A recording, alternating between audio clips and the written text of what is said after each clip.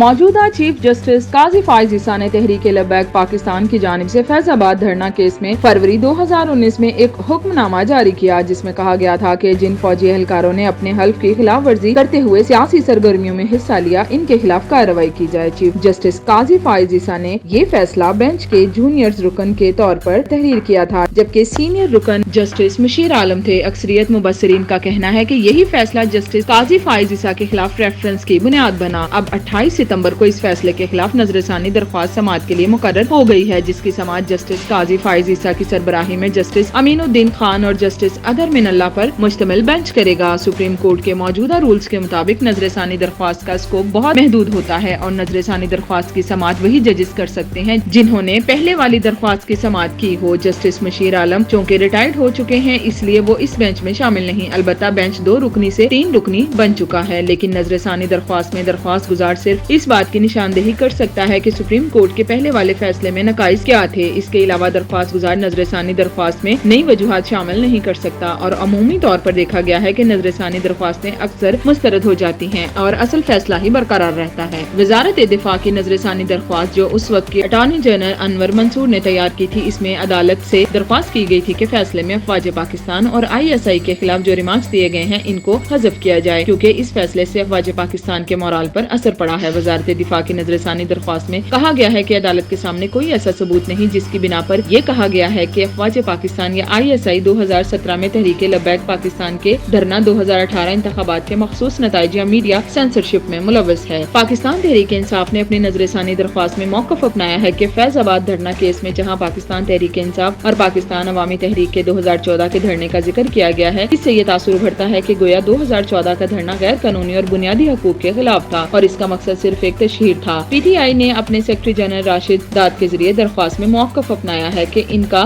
سن 2017 فیض آباد دھرنے سے کوئی تعلق نہیں ہے، اس لیے ان کے بارے میں ریمارکس کو حذف کیا جائے۔